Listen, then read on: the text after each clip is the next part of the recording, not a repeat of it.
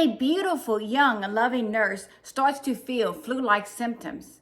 She rushes to the hospital to find out that she has been infected with a deadly virus. However, how did she contract this deadly virus? Was it her risky behavior, or was it a former physician who injected her with not one, but two deadly viruses? Let's find out right now.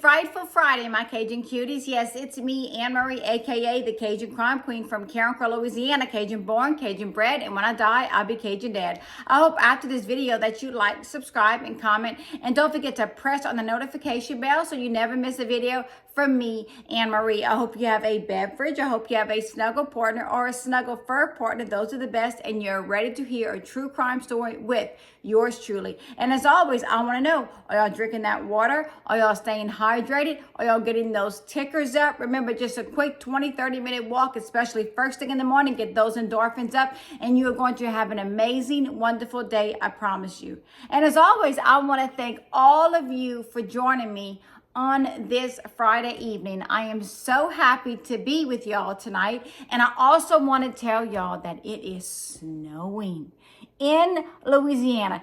Can you believe that South Louisiana, here near New Orleans, we got like 10 inches of snow? We made snowmen.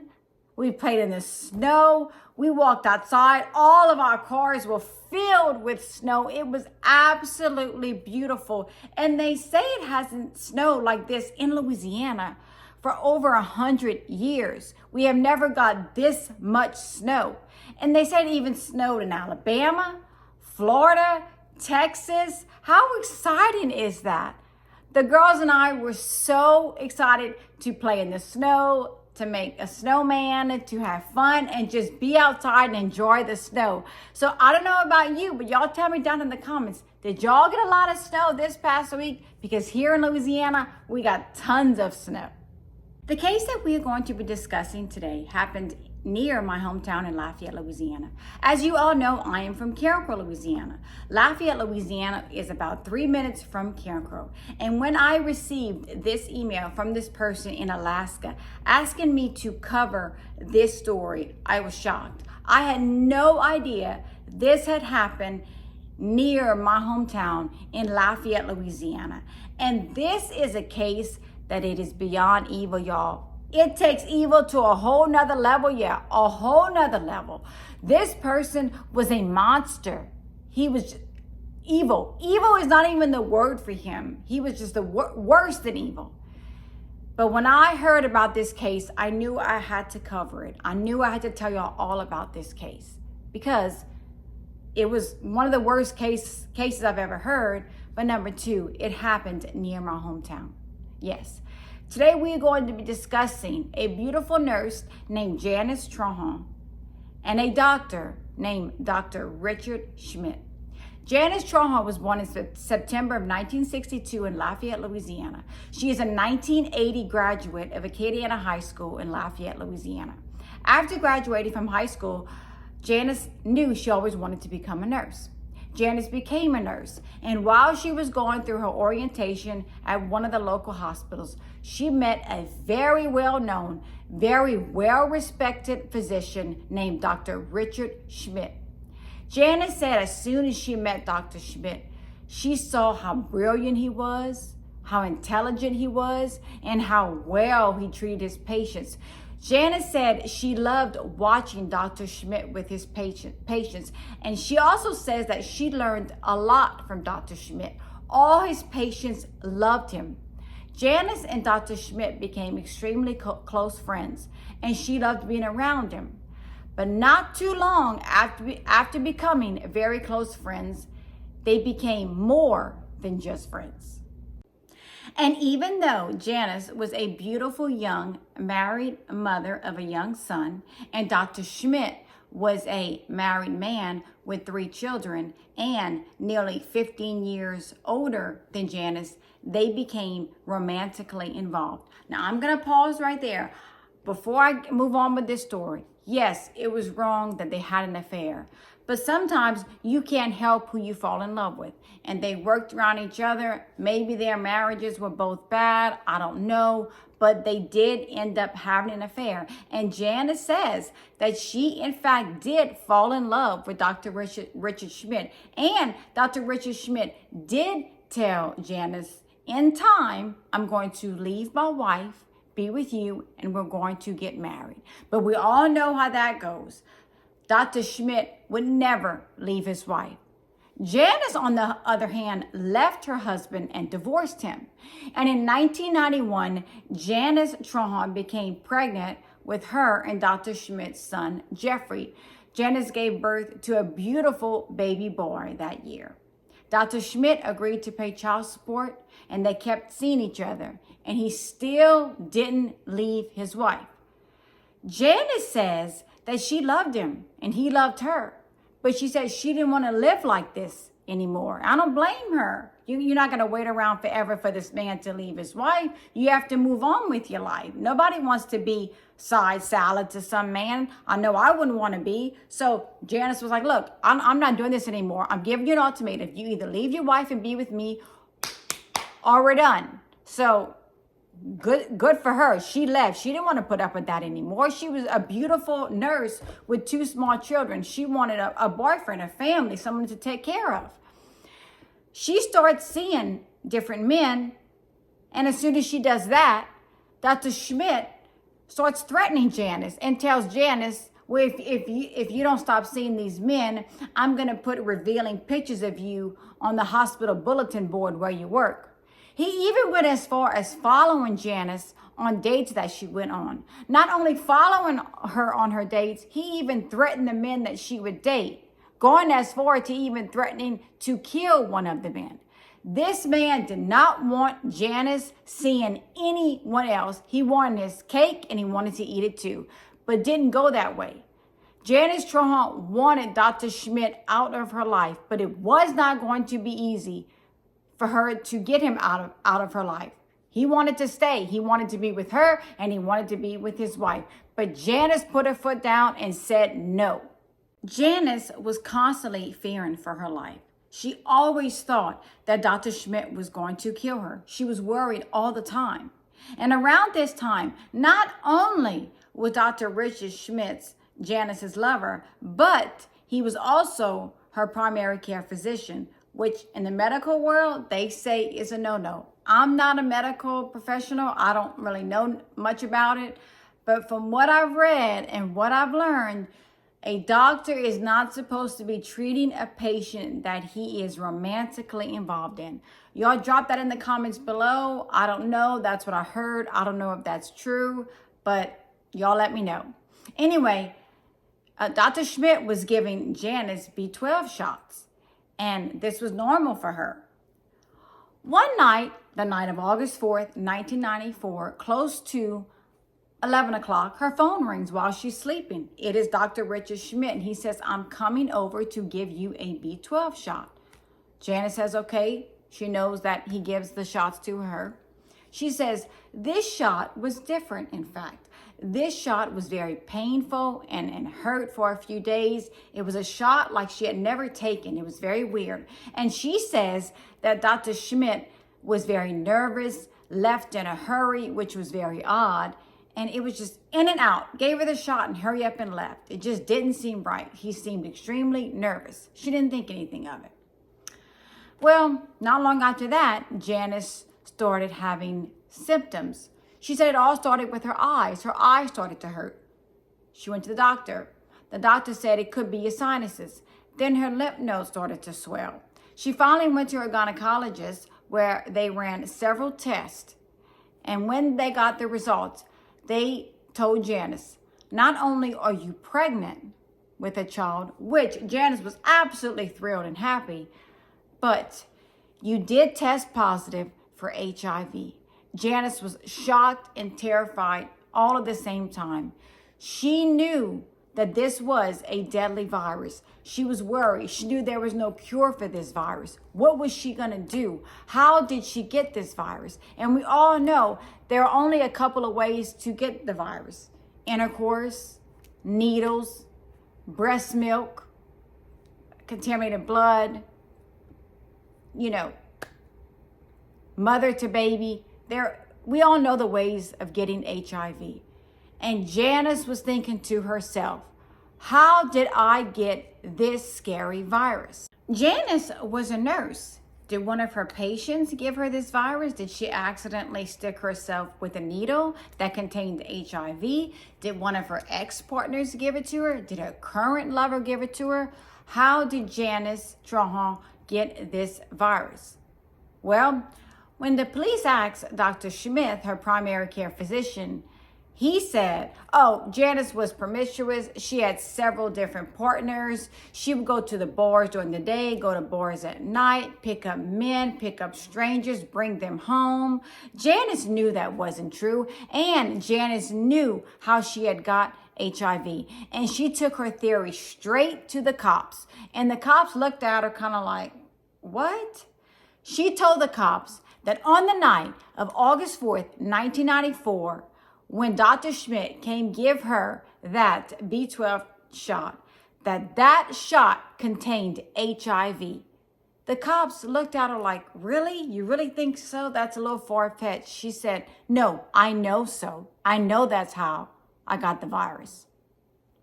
The cops, of course, have to look into it. But before they look into the case, they think to themselves, she's just trying to discredit this man. She's just trying to make this doctor look bad. She's just maybe trying to get a payday. There's no way this well-respected doctor would do this to a patient. Not only a patient, but to one of his ex-lovers. Janice knew, though, something wasn't right. They started to investigate the case, and they found that Janice had given blood just months before this happened, and that blood was not infected with the HIV virus. And you know what else was very sad? Janice did not want to transfer the virus to her unborn baby. So Janice decided to end her pregnancy. She was devastated over the whole thing, but she did not want to give her baby HIV. Everyone was going crazy. Everyone wanted to know, could this well-respected doctor have given a deadly virus to his former girlfriend, the mother of his son? Could this be right? Everyone wanted to know, and they were going to find out exactly how it happened. The police wanted Dr. Richard Smith's phone records. They wanted to know if Janice was telling the truth. They wanted to know if Dr. SCHMIDT called Janice on the night of August 4th, 1994. And when the police received the phone records, there it was. Dr. SCHMIDT did indeed make the phone call to Janice at 10:26 p.m. on the night of August 4th, 1994. The police had him right there, but they needed more. I mean, I don't know if y'all know, but I just found that out because I had no knowledge of this. The HIV virus is not something you could just go like, hey, boo, I need to get that vial of blood and I need it to contain HIV. You can't get it like that. You can't just go looking for HIV. HIV has a 10 to 12 hour window that it has to survive or it will die outside of the body. So if you have that HIV blood, whatever you're doing with it has to be done between 10 and 12 hours before it dies outside of the body. So the police knew if Dr. SCHMIDT injected Janice with HIV on the night of August 4th, that he had to have gotten that blood on August 4th to inject Janice Trahan. The police got a warrant to check Dr. SCHMIDT's office records. And when they walked in, they were looking for August of 1994. But guess what, y'all? Guess what? It's gone. It's gone. It just so happens that those records went bye-bye on their own. Okay? Supposedly. There was none. They looked everywhere. They were looking through every single box. And they found a box that was labeled 1982 records. The cops were about to leave. They were about to just give up. They found this box. They were looking through this box, and there they find a notebook. And in that notebook, it's only about halfway filled. And they see all the patients that gave blood that day, that came in for a blood test. And it was labeled August 4th, 1994. All of the patients had a sticker by their name, and the sticker shows that their blood was going off to the lab. But one person didn't have a sticker by their name. The police knew they had to speak with Don McClellan. They knew they had to find out, why didn't Don McClellan's blood leave and go to the lab that day? Why was his blood sample the only one without the sticker being transferred to the lab? The cops went over to Don McClellan's home and asked him a very private, very personal question. They said, "Don, do you have HIV?" He says, "Do I have HIV? Hell, I have full-blown AIDS." So the police knew that Don McClellan was HIV positive. But the cops needed more than that. And you know what else Don McClellan said? He made the comment, "I didn't even have an appointment with Dr. SCHMIDT that day. He called me and told me to come in for a blood test. He wanted me to go in to give a blood sample. I went in, I did it, I went home," which was very weird because I didn't have an appointment. If that's not evidence, I don't know what is. But the cops needed more than that. They needed more than that. They needed to know if Don McClellan was the source, the person that gave Janice Trahan the HIV virus. The police turned to the Baylor College of Medicine in Texas to a very well-known doctor. And what the doctor did was he received 30 samples of blood from people around Lafayette, Louisiana, and all of these samples were in fact infected with the HIV virus. He tested all of them. 28 of the viruses had nothing to do with each other. They didn't match, it was nothing. However, 2 of the blood samples that contained HIV were nearly identical. The strands were almost the same.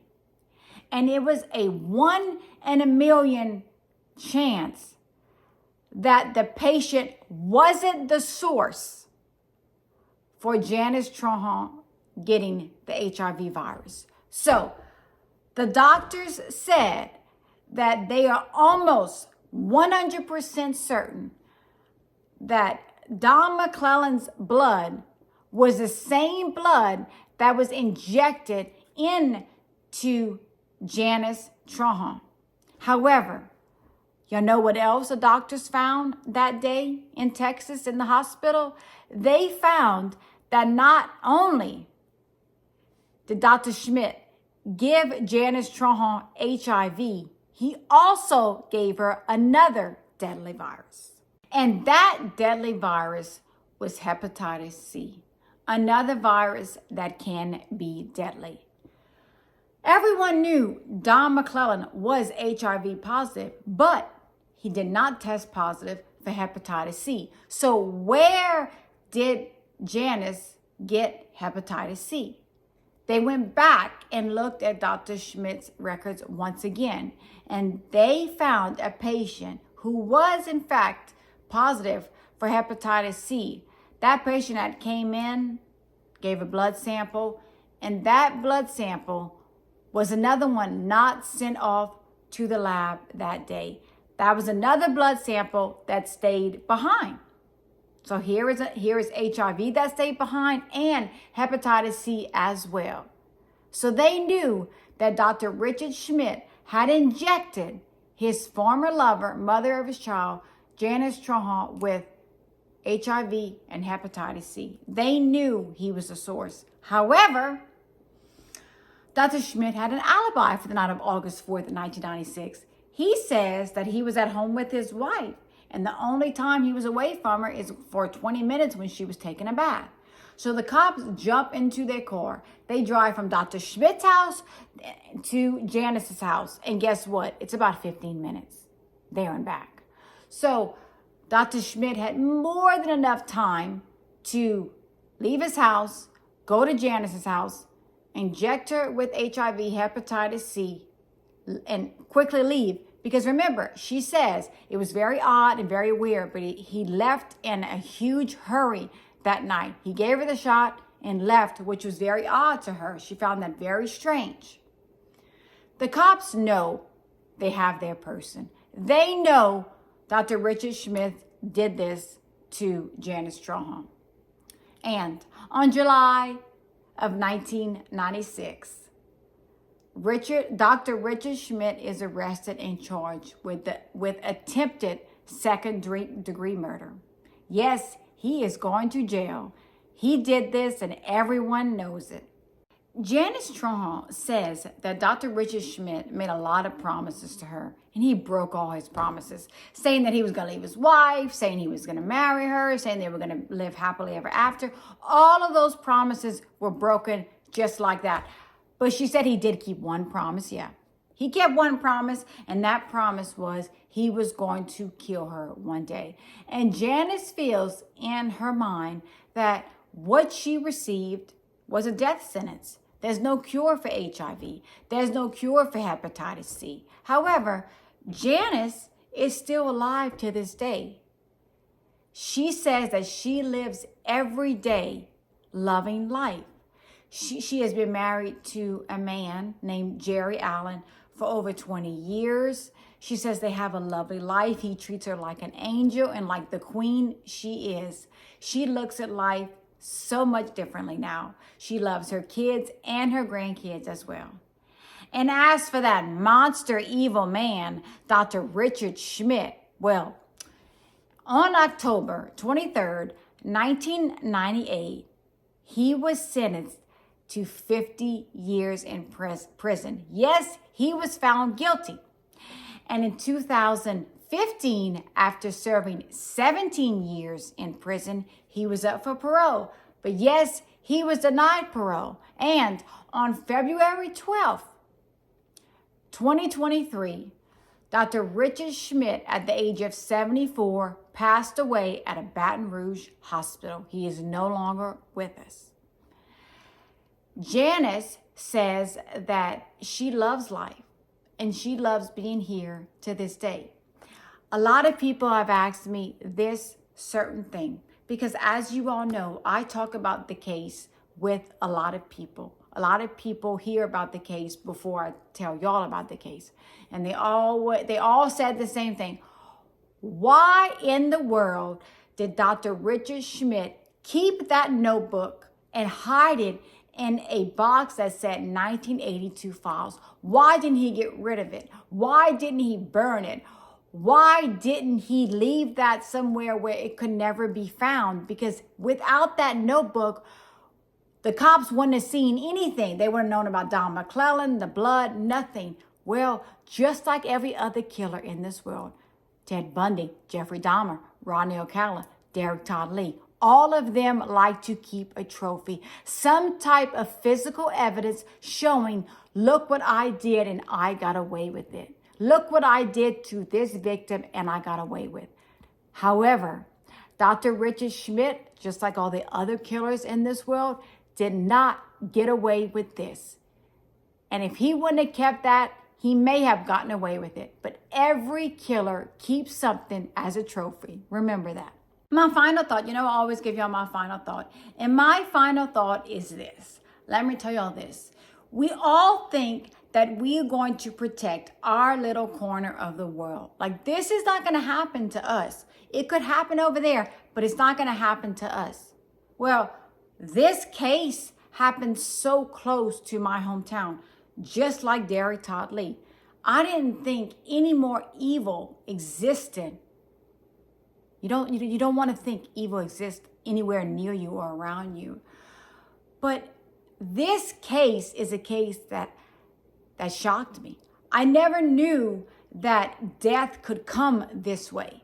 And this doctor who took an oath to protect us, to love his patients, to want to always care for his patients, he would do this to not only someone he loved, but the mother of his child. They had a son together. And this is what you do to the mother of your son?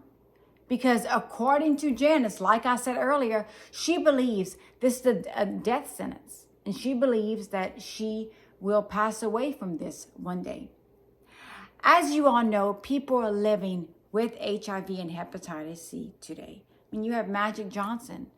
You have one of my friends that has been having HIV since the 90s, and she's still here today, living a normal life. And the drugs have been so updated, and they're so well and everything, that people can live with HIV for a number of years and have a normal life. And when I was in high school and college, I volunteered at a AIDS clinic, and I saw how many people were afraid of HIV patients. But we cannot get HIV from sitting on a chair or shaking somebody's hand. Or people just like me used to be afraid of the virus, used to be terrified of it. But you can't get it by hugging someone. You can't get it by sitting on the same chair. HIV isn't like that, and people need to learn that. Also, people need to start taking better safety measures in order not to get these viruses. But with Janice, she didn't ask for this virus. She didn't have risky behavior. She didn't do this, and this. She didn't go all these routes. This was given to her by someone she trusted and loved. And my heart goes out to Janice. And I'm here for you if you need. I am always here for all of you if you need. And my prayers and my hearts are with Janice and her family every day. I hope y'all learned something from today's video. I hope that y'all like, subscribe, and comment. And don't forget to press on the notification bell so you never miss a video from me, Anne Marie. And as always, stay safe. Always be aware of your surroundings, and always know that I am here for each and every one of you. And as always, thank y'all for the love and support. Thank you for watching. And for you, I am truly grateful. I love all of you, and I will see y'all next week with 2 videos. Y'all have a great weekend. Bye.